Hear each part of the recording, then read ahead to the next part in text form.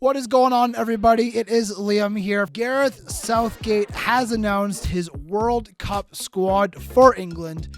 There are some very notable names missing, some very interesting names included. Let's go through it from back to front. Let's talk about who I think might be a starting 11 for the squad. In goal, your three options are Jordan Pickford, Nick Pope, and Aaron Ramsdale. All three are actually really good options for England. Ramsdale and Pope have had fantastic seasons for their clubs in the Premier League. Pickford, though, is probably still the number one for England. He has been there for quite some time now, a few years. So I think he will keep his place as starter, but Pope and Ramsdale are solid options to have on that bench. In defense, there was a lot of talk about who will be playing at right back for the Three Lions. You have two options here, maybe three really, in Trent Alexander-Arnold, Kieran Trippier, and Kyle Walker. You also have Ben White, who has played right back for Arsenal, so he could be an interesting option as well. Center backs, you have Connor Cody, Eric Dyer, Harry Maguire, John Stones. White could also play as a center back. I did not think Connor Cody would be going to this World Cup. I didn't think he's had a great time in the Premier League this season.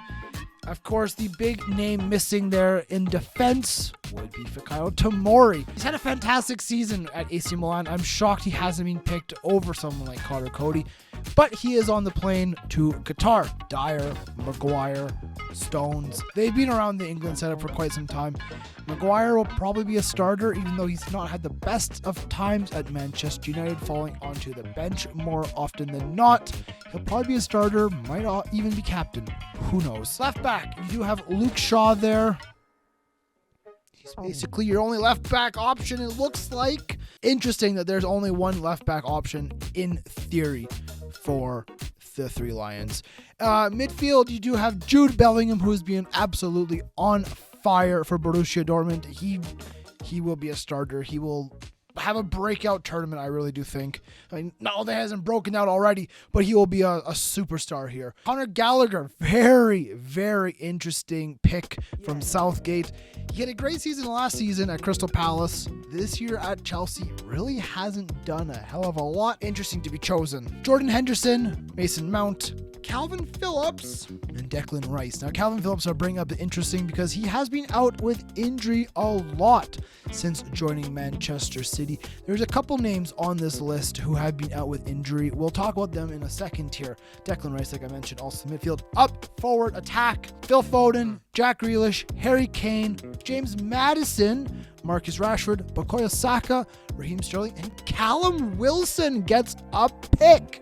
Big talking point there. Callum Wilson versus Ivan Toney. You even toss Tammy Abraham into that mix as who would be the backup striker to Harry Kane. It has gone to Callum Wilson. The Newcastle man has been in great form so far this season.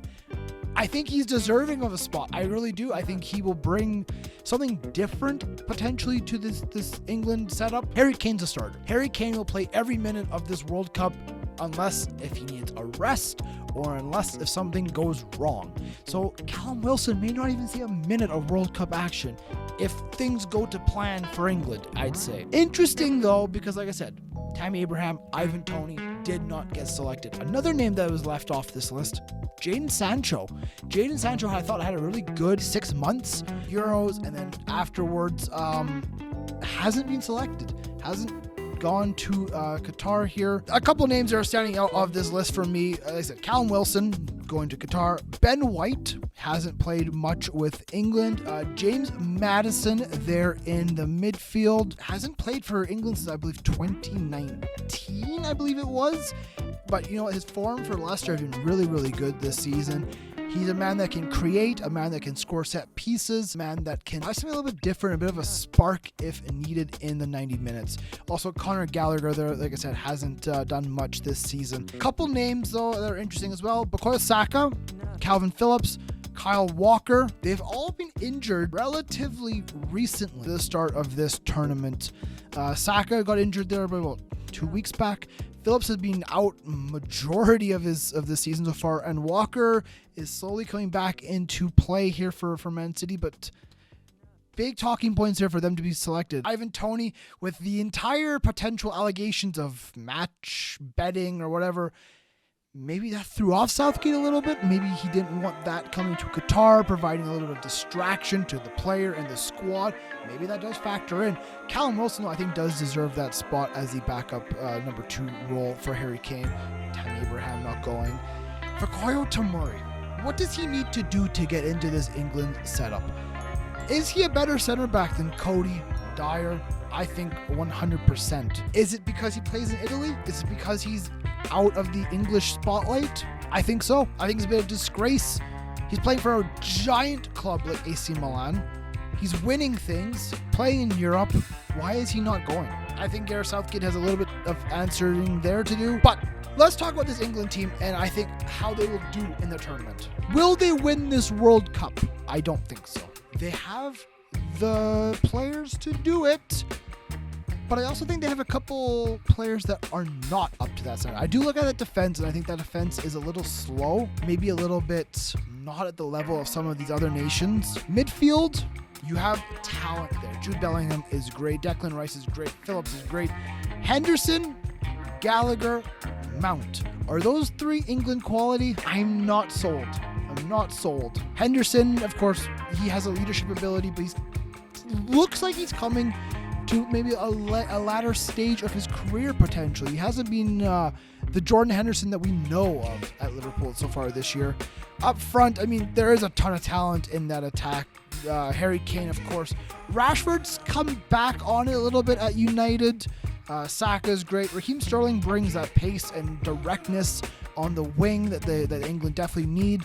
Grealish, as much as you can hate Grealish since he's joined Man City, he has an ability to get fouled, win set pieces, beat a man, and really deliver some good balls into Harry Kane into the box. So I think Jack Grealish deserves a spot there, and Phil Foden is a generational talent as far as I'm concerned. Right back, like I said, you got Trent, you have Trippier.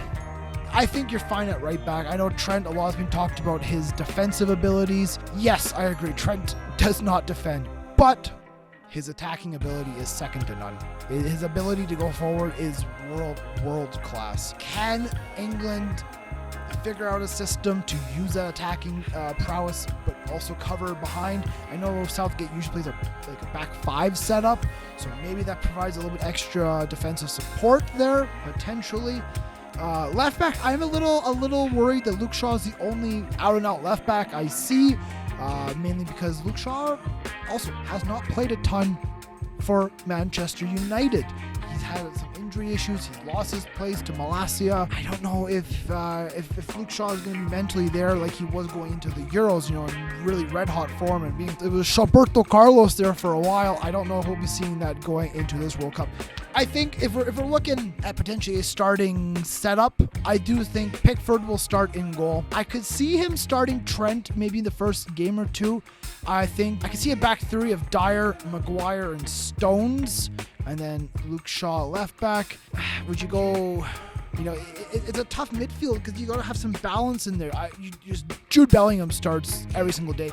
I believe Declan Rice starts every single day as well, and maybe Maddison as well. Maybe. It's a tough one. It depends how fit Calvin Phillips is. If Calvin Phillips is more fit, he might get the nod just because he'll provide a little more defensive. I mean, Harry Kane is a shoe-in. Wingers, I believe, would be Foden and probably Saka if he's healthy.